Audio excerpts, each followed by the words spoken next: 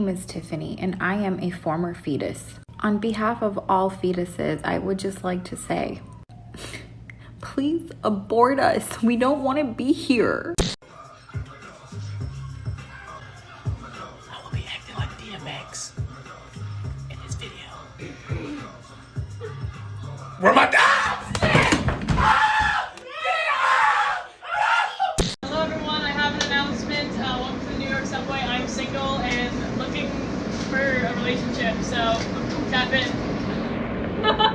I'm so lonely. Everyday things you can do to teach your kids consent. Would you like a hug? No. Okay. Do you want to cuddle? Yes. Do you want help brushing your hair? No thanks. Okay. Would you like to talk about it? No. Okay. Can I send that picture to Daddy? Mm-hmm. Are you okay? Do you want a hug? Yeah. Can I help you with your pants? Yes. Okay. Can I come in? They took down my last video, so here it is. So 2 things I want to say. First, I do not have to be in the trenches fighting. I went to Harvard twice, I've worked for the government. All 4 of my degrees are from Ivy Leagues.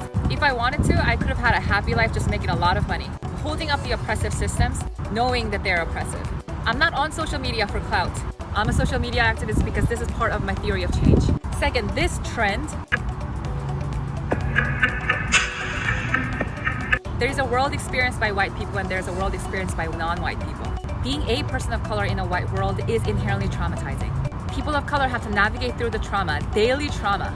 From slums to Harvard, all life experiences that I've had, nowhere in this world is safe from the danger and threat of white women's tears.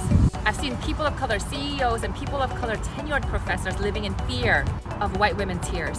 And I've actually seen them get into trouble all because a white woman decided that she got her feelings hurt and got offended and she decided to cry manipulatively through a whole performance. And the second she knew that the institutions were on her side, she stopped crying.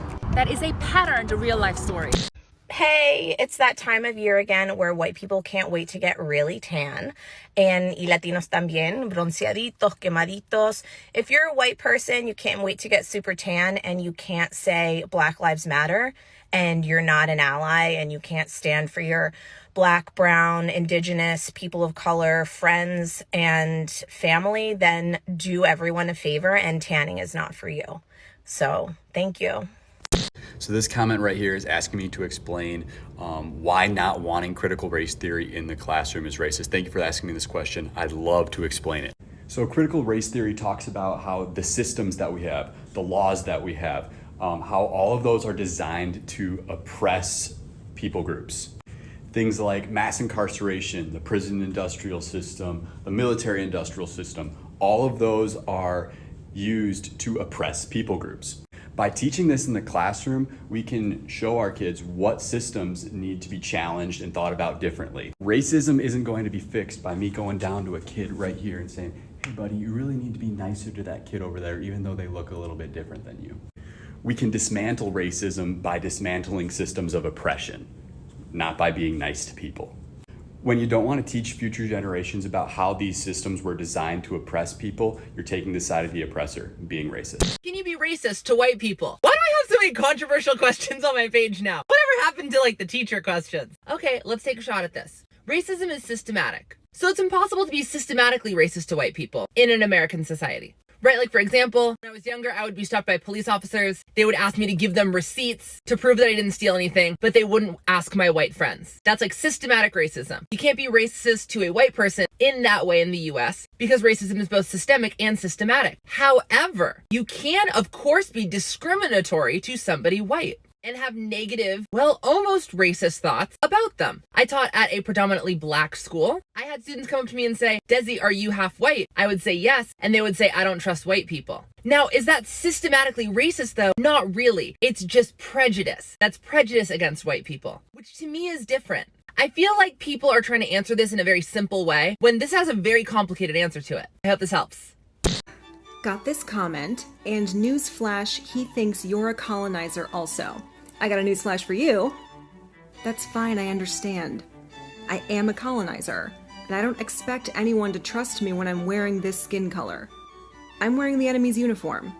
People who look like me have hurt everyone who doesn't for hundreds of years.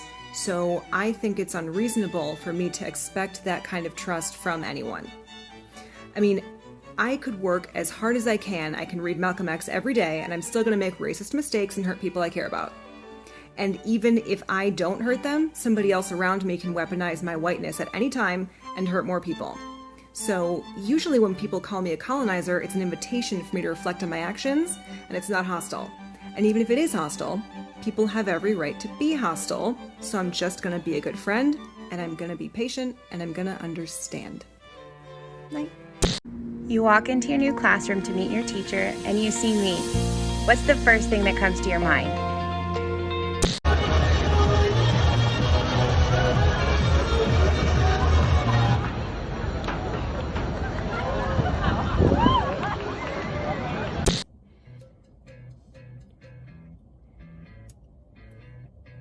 I wrote a song, it's not too long.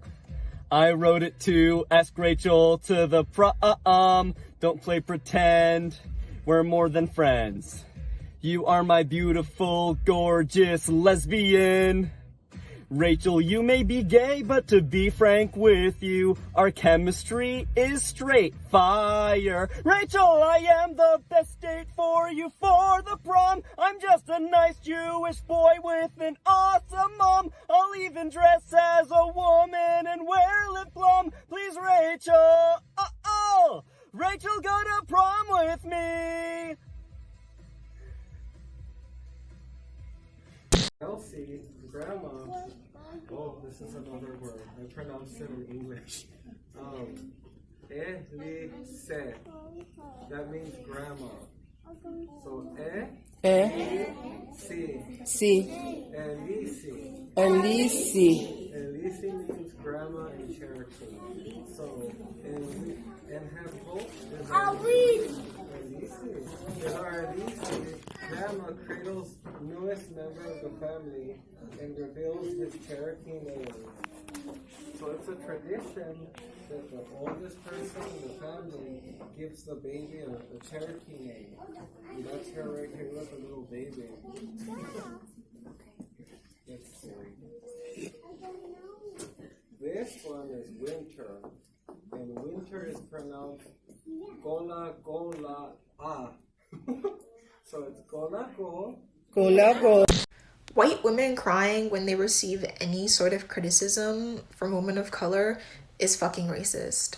Because white women will sit there and use their tears as weapons against women of color to absolve themselves from any sort of guilt, but also to silence women of color. And this white damsel in distress narrative is not only racist, but it is also lethal. White women tears only helps uphold white supremacy. I find it quite funny when cis people see me and they're like, oh, I'm so sorry if this offends you, but like, I just can't tell if you're a boy or a girl. Like, no, baby, that doesn't offend me. That's by design. It's not offensive, it's on purpose. I dress and express myself with a specific intent of confusing cis people.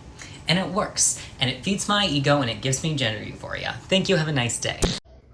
Daily dose of white privilege. So I was in a very rich, very white area of town today, and I passed a cop. And I have expired tags because I have procrastinated on ordering my new tags. So I was like, shit, here we go. But no.